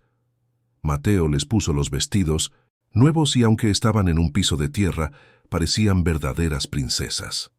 «Escúchenme bien», dijo Mateo mientras comían con una pata de pollo en una mano y una servilleta en la otra. «Mañana va a venir gente importante». «¿Vamos a ir a su casa? ¿A la casa de piedra?», preguntó Luna con miedo. «Pero la abuela Griselda nos va a gritar». «Griselda no va a gritar», aseguró Mateo con una tranquilidad escalofriante. «Mañana quien va a tener miedo es ella. Ustedes van a entrar por la puerta grande como las dueñas que son». La noche cayó sobre el monte, pero ya no era una noche triste, era la víspera de la batalla. Mientras Clara y las niñas dormían abrazadas a sus muñecas nuevas, don Mateo se quedó despierto un rato más, lustrando sus zapatos nuevos. Se imaginaba el momento, se imaginaba la cara de Griselda. Ella pensaba que había ganado. Pensaba que las ratas, como seguramente las llamaba, estaban muriendo de hambre en el cerro. No tenía ni idea de que las ratas ahora tenían colmillos de oro y garras de papel legal. Lejos de allí, en la casa de piedra, Griselda dormía plácidamente en la cama que fue de Ricardo, soñando con vender la casa y mudarse a la ciudad. No escuchaba el sonido imaginario de un motor acercándose. No sabía que el baúl de basura que despreció había financiado el ejército que vendría a derrocarla al amanecer. A la mañana siguiente, el pueblo de 1900, Villa Esperanza despertó con su habitual calma. Los gallos cantaban, las tiendas abrían sus cortinas metálicas y el panadero pasaba en su bicicleta. Pero algo inusual rompió la monotonía cerca de las 10 de la mañana. Un convoy de 3 autos negros, brillantes y modernos, cruzó la calle principal levantando murmullos a su paso. No eran autos normales, eran camionetas de lujo con vidrios polarizados del tipo que solo usan los políticos importantes o los empresarios millonarios. La gente se asomaba desde las banquetas. ¿Quién se murió o quién viene de visita?, se preguntaban las vecinas chismosas. Los autos no se detuvieron en la presidencia municipal ni en la iglesia. Siguieron de largo, directo hacia la casa de piedra gris al final del camino, la casa que ahora ocupaba Griselda. Dentro de la casa, Griselda estaba de excelente humor. Había puesto un letrero de "Se vende", hecho a mano en la ventana frontal esa misma mañana. Ya había recibido una llamada de un posible interesado que vendría a ver la propiedad al mediodía. Griselda se había puesto su mejor vestido, se había maquillado en exceso para ocultar las arrugas de amargura y estaba tarareando mientras limpiaba el polvo imaginario de los muebles. «Por fin me voy de este pueblo polvoriento», pensaba Griselda. «Con el dinero de la venta me iré a la playa. Me olvidaré de mi hijo y de su viuda y sus mocosas insoportables». De repente, escuchó el ruido de motores potentes frenando frente a su portón. Griselda corrió a la ventana y descorrió la cortina. Al ver los 3 autos de lujo estacionados afuera, su corazón saltó de emoción. «Es el comprador», exclamó, «y viene en carrazos. Seguro tiene mucho dinero, le voy a pedir el doble». Se arregló el cabello rápidamente, se echó una última mirada al espejo, sonriendo con codicia, y salió al porche delantero con su mejor cara de abuela respetable. Abrió el portón metálico de 1900 par en par, esperando recibir a algún empresario adinerado. El primer auto abrió su puerta. Bajó un chofer uniformado, quien corrió a abrir la puerta trasera. Griselda sonrió, alisándose el vestido, lista para dar la mano, pero la sonrisa se le congeló en el rostro como si le hubieran echado un balde de nitrógeno líquido. De la camioneta de lujo no bajó un desconocido. Bajó un par de zapatos negros de cuero italiano, brillantes como espejos. Luego unos pantalones de traje gris impecables y finalmente emergió la figura de un hombre mayor, erguido, con una elegancia que imponía respeto inmediato. Llevaba gafas de sol oscuras que ocultaban su mirada, pero su postura era inconfundible. Era don Mateo, el viejo inútil, el abuelo muerto de hambre del cerro. Griselda parpadeó varias veces, creyendo que era una alucinación por el sol. ¿Cómo era posible? Ese viejo vestía harapos hace 3 días, pero el shock no terminó ahí. De la otra puerta, trasera bajaron una mujer y 2 niñas. No eran la mujer sucia y llorosa, y las niñas descalzas que ella había expulsado. Clara, Luna y Sol vestían vestidos nuevos, hermosos, con abrigos ligeros y zapatos de charol. Sus cabellos estaban peinados con cintas de colores y, lo más importante, ya no miraban al suelo. Miraban a Griselda a los ojos con la barbilla levantada, tomadas de la mano de su abuelo. De los otros autos bajaron 4 hombres más. Eran abogados, trajes, oscuros, portafolios de cuero, miradas afiladas como navajas. Parecían cuervos listos para atacar. Griselda retrocedió un paso, tropezando con sus propios pies. Su garganta se secó al instante. ¿Qué significa esto?», tartamudeó, perdiendo toda su compostura. «¿Qué hacen aquí? ¿A qué vienen? Lárguense de mi propiedad». El licenciado Valdés, el abogado principal, se adelantó. No saludó, simplemente se paró frente a ella, a una distancia prudente pero invasiva. «Buenos días, señora Griselda», dijo él, abogado con una voz tranquila pero peligrosamente firme. «No venimos de visita social y lamento informarle que tiene un error fundamental en su vocabulario. Usted dijo mi propiedad». Griselda intentó recuperar su bravuconería, aunque le temblaban las manos. «Claro que es mía. Soy la madre de Ricardo, tengo derechos. Y si este viejo les pagó con frijoles para venir a asustarme, están perdiendo el tiempo». Don Mateo se quitó las gafas de sol despacio. Sus ojos se clavaron en los de Griselda. «No pagué con frijoles, Griselda», dijo el abuelo con voz suave. «Pagué con lo que tú tiraste a la basura, pero eso te lo explico luego. Ahora deja que el licenciado hable». El abogado sacó una carpeta gruesa de documentos legales y le entregó una copia a Griselda, casi golpeándola en el pecho con los papeles. «Señora, esta es una orden judicial de desalojo inmediato, amparada por una medida precautoria dictada por el juez civil esta misma mañana», explicó el abogado señalando la hoja. «Según los registros catastrales del Estado, el terreno donde está construida esta casa pertenece a la finada señora Elena de la Cruz, esposa de don Mateo y abuela paterna de Ricardo. Al no haber testamento de ella hacia su hijo y al ser Clara la viuda de Ricardo y madre de estas dos menores, la propiedad es de ellas. Usted, señora Griselda, legalmente es una invitada que se ha quedado demasiado tiempo y dado que ha expulsado a las propietarias legítimas, poniéndolas en riesgo vital, el juez ha ordenado que se le retire la posesión ahora mismo». La cara de Griselda pasó del rojo furia al blanco pánico en un segundo. «Desalojo, ahora. No pueden hacerme esto. Tengo mis cosas adentro». «Tiene una hora para sacar sus efectos personales», intervino otro de los abogados. «Solo ropa y objetos de uso personal. Nada de muebles, nada de electrodomésticos, nada que haya sido comprado por el difunto Ricardo, pues eso ahora está bajo inventario judicial, hasta que se aclare la herencia de los bienes muebles». Griselda miró a su alrededor buscando apoyo. Algunos vecinos habían salido a ver el espectáculo. Nadie la defendió. Al contrario, veía sonrisitas disimuladas. Miró a don Mateo con odio puro. «Tú», gritó señalándolo con un dedo tembloroso, «tú planeaste esto, viejo miserable. ¿De dónde sacaste el dinero para estos abogados? ¿Seguro robaste? ¿Seguro le robaste a Ricardo antes de que muriera?»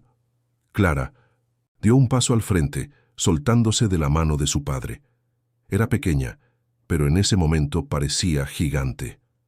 «Mi padre no robó nada», dijo Clara con voz clara. «El dinero nos lo diste tú». Griselda se quedó paralizada. «¿Yo? Estás loca, mocosa. Yo no les di ni un centavo». Don Mateo sonrió. Fue una sonrisa triste de lástima por tanta estupidez humana. «¿Te acuerdas del baúl, Griselda?», preguntó el abuelo. «Ese baúl viejo y asqueroso, lleno de tierra seca que les obligaste a llevarse porque te daba asco tocarlo». Griselda frunció el ceño. «Esa porquería, sí. ¿Qué tiene que ver?». «Pues resulta», continuó Mateo disfrutando cada sílaba, «que Ricardo no era ningún tonto y tampoco era pobre cuando murió. Esa tierra que tanto despreciaste estaba cubriendo el hallazgo de su vida. El fondo de ese baúl estaba tapizado de oro, Griselda, oro puro». La mandíbula de Griselda cayó.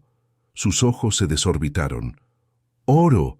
Más de 20 pepitas del tamaño de huevos», mintió Mateo exagerando un poco, solo para verla sufrir más. «Una fortuna. ¿Y tú? Tú nos la regalaste, nos la diste en nuestras manos y nos corriste con ella. Con una sola piedrita pagamos todo esto, los abogados, los trajes, el coche, y nos sobra para vivir como reyes el resto de la vida. Gracias, Griselda». Tu odio fue nuestra bendición. El mundo de Griselda se derrumbó. Sintió un zumbido en los oídos.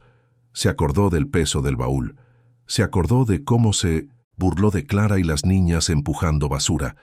Había tenido una fortuna millonaria en su propio patio y la había echado a la calle por no querer ensuciarse las manos. La codicia, cuando se rompe, duele más que un hueso roto. Griselda soltó un grito ahogado y cayó sentada en el escalón del porche, llevándose las manos a la cabeza. «No, no es posible. Es mentira. Ustedes son unos mentirosos», lloraba, pero no por arrepentimiento, sino por la pérdida del dinero. El licenciado Valdés miró su reloj costoso. «Señora, el tiempo corre. Le quedan 55 minutos para sacar su ropa. Si no lo hace, la policía, que viene en camino para ejecutar la orden, la sacará a la fuerza. Y le recomiendo no romper nada adentro, porque la demandaremos por daños a propiedad privada». Clara, Luna y Sol miraron a la mujer derrotada en el suelo. No sintieron alegría, pero sí sintieron justicia. «Vamos a entrar a nuestra casa, abuelo», dijo Sol. «Quiero ver si mi cuarto sigue ahí». «Adelante, mis amores, es su casa», dijo don Mateo, abriendo la puerta principal mientras pasaban junto a Griselda sin siquiera mirarla. Griselda se quedó ahí sentada en el polvo, humillada frente a todo el pueblo, viendo cómo Clara y las niñas entraban a la casa que ella creía suya, protegidas por un abuelo que demostró ser más rico en amor y ahora en oro de lo que ella jamás sería. Mientras entraban, el abuelo se detuvo un segundo en el umbral, se volvió hacia Griselda y le dijo una última frase lapidaria. «Ricardo trabajó duro por ese oro, Griselda. Tú querías lo fácil y lo fácil, fácil se va. Que Dios te perdone, porque nosotros ya te olvidamos». Y cerró la puerta. Pero la historia no acaba aquí. Griselda, en su desesperación, intentaría una última jugada sucia antes de irse. La maldad nunca se rinde tan fácilmente. ¿Qué hará? ¿Y qué descubrirán Clara y las niñas dentro de la casa que cerrará este círculo de destino perfecto?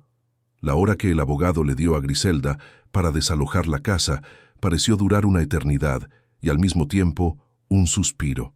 Mientras don Mateo, Clara y las niñas esperaban en la sala, sentados dignamente en el sofá que Ricardo había comprado años atrás, Griselda corría por la habitación principal como una rata atrapada en una esquina. Se escuchaban golpes, maldiciones ahogadas y el sonido de cajones abriéndose y cerrándose con violencia. La policía había llegado. 2 oficiales robustos esperaban en el pasillo con los brazos cruzados, vigilando que la mujer no dañara la propiedad. La presencia de la ley hacía que la humillación de Griselda fuera absoluta. Ella, que siempre se creyó superior, que miraba a todos por encima del hombro, ahora estaba siendo vigilada como una delincuente común. Dentro de la habitación, Griselda miraba su reflejo en el espejo. Su maquillaje estaba corrido por las lágrimas de rabia. «Esto no puede estar pasando», se repetía. Miró a su alrededor. Quería llevarse todo, la televisión, las lámparas, las cortinas, pero la advertencia del abogado había sido clara. Solo efectos personales. En su desesperación, intentó meter una pequeña caja de joyas que había pertenecido a la abuela de Ricardo, la madre de don Mateo, en su bolso. «Señora», dijo uno de los abogados que había entrado para supervisar, apareciendo detrás de ella como un fantasma. «Esa caja está en el inventario de bienes de la difunta. Déjela donde está si no quiere salir de aquí esposada por robo». Griselda soltó la caja como si quemara. Gruñó de frustración. Al final no tuvo más remedio que hacer lo mismo que obligó a hacer a Clara y a las gemelas días atrás. Buscó unas bolsas de basura negras en la cocina. La ironía era tan pesada que casi se podía tocar en el aire. Días antes, ella había llenado esas mismas bolsas con la ropa de Clara y las niñas y las había echado a la calle sin piedad. Ahora era ella quien llenaba las bolsas negras con sus vestidos de lentejuelas baratas y sus zapatos de tacón. La vida, en 1900, su inmensa sabiduría, estaba cerrando un círculo perfecto. Con la vara que midas serás medido, dicen las escrituras, y Griselda estaba recibiendo la medida exacta de su propia crueldad. Cuando se cumplió el tiempo, los oficiales entraron. Se acabó el tiempo, señora, tiene que salir. Griselda salió de la habitación arrastrando sus 2 bolsas de basura. Su peinado estaba deshecho. Al pasar por la sala, vio a don Mateo jugando a las palmas con Luna y Sol. Se veían tan tranquilos, tan dueños del lugar, que la sangre le hirvió. Se detuvo frente a ellos. Quería gritarles, insultarlos, escupir su veneno. Una última vez. Abrió la boca para decir algo hiriente, tal vez para maldecir su suerte, pero don Mateo levantó la vista. La mirada del abuelo no tenía odio, tenía una calma tan profunda, una autoridad moral tan grande, que a Griselda se le secaron las palabras en la garganta. «Vete, Griselda», dijo el abuelo simple y llanamente. «No hagas esto más difícil para ti. Nadie aquí te desea mal. Solo queremos que te vayas y nos dejes ser felices». Griselda bufó, se ajustó el bolso y caminó hacia la puerta. Pero la peor parte la esperaba afuera. El pueblo entero se había enterado. En los pueblos las noticias vuelan más rápido que el viento, y el rumor de que el abuelo encontró oro y la abuela mala iba fuera había congregado a una multitud discreta, pero presente en la calle. Al cruzar el umbral de la puerta, Griselda se encontró con las miradas de los vecinos. Doña Rosa, la de la tienda, el panadero, el cura. Nadie le dijo nada. El silencio fue su peor castigo. No hubo insultos, solo miradas que decían: «Sabíamos quién eras y ahora tienes lo que mereces». Griselda caminó hacia el portón arrastrando sus bolsas. No tenía coche, no tenía a dónde ir. Tendría que caminar hasta la parada del autobús, igual que había hecho caminar a Clara y a las niñas. Cruzó la calle con la cabeza baja, sintiendo el peso de la vergüenza quemándole la nuca. Y así la mujer que soñaba con irse a la playa con el dinero de la venta de la casa, se fue del pueblo con lo único que realmente poseía, su amargura y su soledad. Nunca más se supo de ella en Villa Esperanza. Se dice que terminó trabajando de camarera en una ciudad lejana, viviendo en un cuarto pequeño, recordando cada noche la fortuna que tuvo en sus manos y que dejó ir por soberbia. Adentro de la casa, el ambiente cambió al instante. En cuanto la puerta se cerró tras Griselda, el aire pareció limpiarse. Luna y Sol corrieron por la casa. «¡Mi cuarto!», gritó Sol entrando a su habitación. «Mamá, mira, mis dibujos siguen pegados en la pared». Clara fue a la cocina. Vio el lugar donde había discutido con Griselda por la comida. Ahora la cocina era de Mino en Saint-Lucie. Ellas abrió el refrigerador. Estaba casi vacío, pero eso no importaba. «Abuelo», dijo Clara volviendo a la sala, «ahora sí es nuestra casa de verdad». Don Mateo, que estaba firmando los últimos papeles con el licenciado Valdés, asintió con una sonrisa cansada pero feliz. «Es suya, mis amores, de papel y de piedra. Nadie las sacará de aquí nunca más. Y yo, bueno, si ustedes me dan permiso, voy a traer mi catre para cuidarlas». «¡No!», gritó Luna, abrazándolo por las piernas. «Tú vas a dormir en el cuarto grande, en la cama de papá y mamá. Tú eres el jefe de la familia ahora».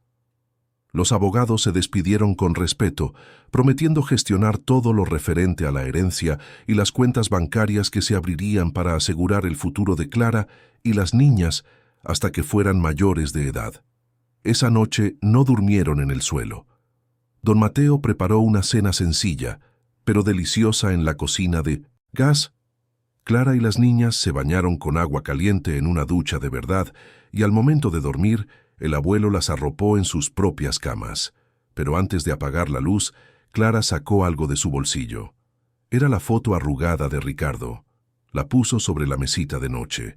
Luego buscó en un cajón. Ahí estaba el marco de plata que Griselda había vaciado. Con cuidado, Clara volvió a poner la foto en el marco. «Buenas noches, mi amor», susurró Clara. «Gracias por el regalo y gracias por enviarnos al abuelo». Pasaron las semanas. La vida en la casa de piedra gris floreció. Con el dinero del oro, que resultó ser una cantidad considerable, pues don Elías había pagado muy bien por la pureza del metal, don Mateo no se volvió loco comprando lujos innecesarios. Primero arreglaron el techo que tenía goteras, Luego compraron ropa adecuada para Clara y las niñas y las inscribieron en la mejor escuela de la región. El abuelo cambió sus harapos por ropa cómoda de campo, guayaberas limpias y pantalones de tela. Contrataron a una señora del pueblo para que les ayudara con la limpieza y la comida, generando empleo. Pero había algo que faltaba. Un domingo por la tarde, don Mateo llamó a Clara y a las niñas al patio trasero. Había contratado una camioneta para traer algo desde su vieja choza en el cerro, que ahora quedaba abandonada, aunque Mateo iba a veces a alimentar a las gallinas que regaló a un vecino. Tiombo. Camión bajaron un objeto pesado. Era el baúl. Sí, el mismo baúl viejo, oxidado y abollado que había contenido el tesoro.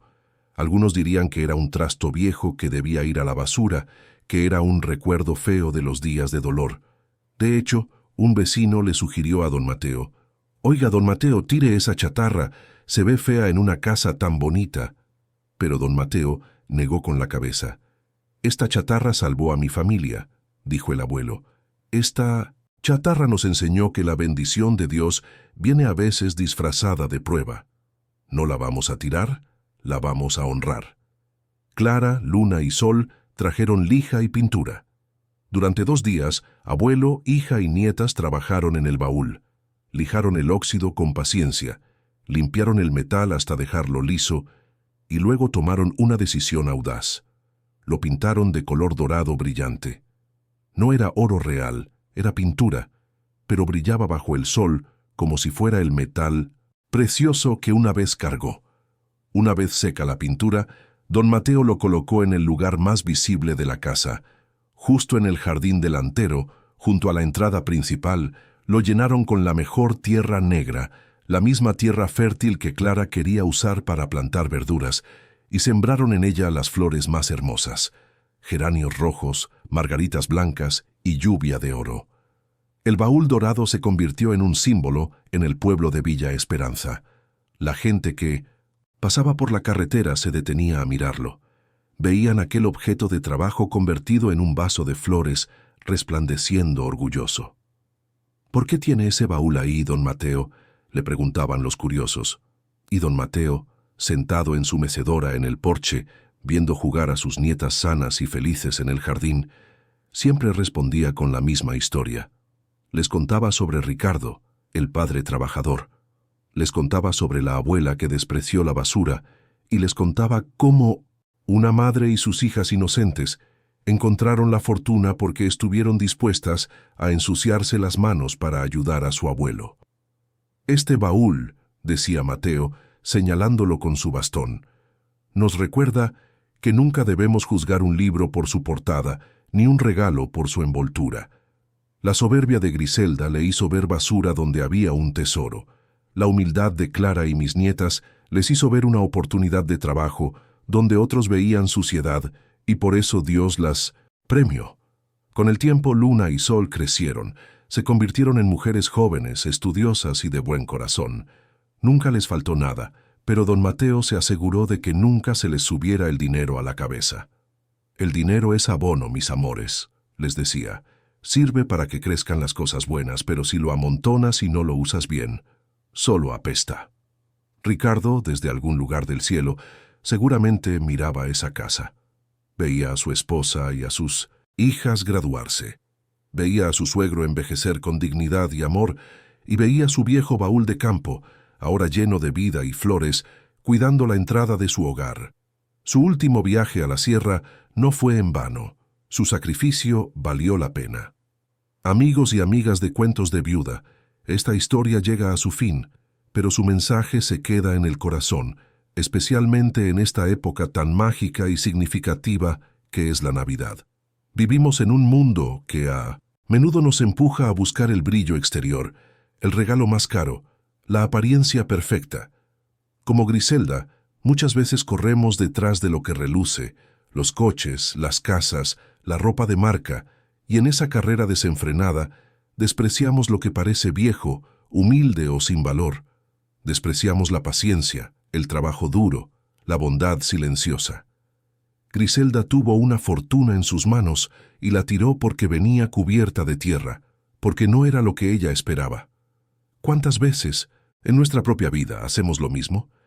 ¿Cuántas veces rechazamos una bendición porque requiere esfuerzo, porque nos pide ensuciarnos las manos o porque no viene envuelta en el papel brillante que imaginábamos? Clara, Luna y Sol nos enseñaron que el verdadero oro no es solo el metal amarillo. El verdadero oro fue el amor incondicional que tuvieron por su padre y por su abuelo, las ganas de trabajar y de luchar juntas para no dejar que el hambre las venciera, y la valentía de enfrentar la adversidad con dignidad. El oro físico fue solo la recompensa añadida a un corazón puro y a una fe inquebrantable. En esta Navidad, mientras abrimos regalos y compartimos momentos con nuestros seres queridos, recordemos que los tesoros más grandes a menudo no se ven a simple vista.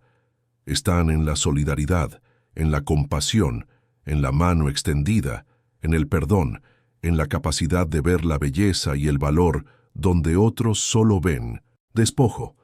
Que esta historia nos inspire a mirar más allá de las apariencias, a valorar el esfuerzo y a recordar que el espíritu de la Navidad reside en el amor que damos y recibimos, no en lo material. La humildad siempre nos prepara para recibir lo que realmente merecemos. Y la justicia divina, al igual que la Navidad, siempre llega, trayendo consigo la esperanza y la renovación. Gracias de todo corazón por acompañarme en esta historia de lágrimas y triunfo. Ha sido un honor contarla para ti. Si sentiste alegría al ver a don Mateo, Clara y las niñas triunfar y a Griselda recibir su lección, te pido un último favor. Comparte esta historia con alguien a quien quieras mucho. Mándasela por WhatsApp o Facebook. Quizás alguien necesita escuchar hoy que la justicia divina existe y que la verdadera riqueza se encuentra en el corazón.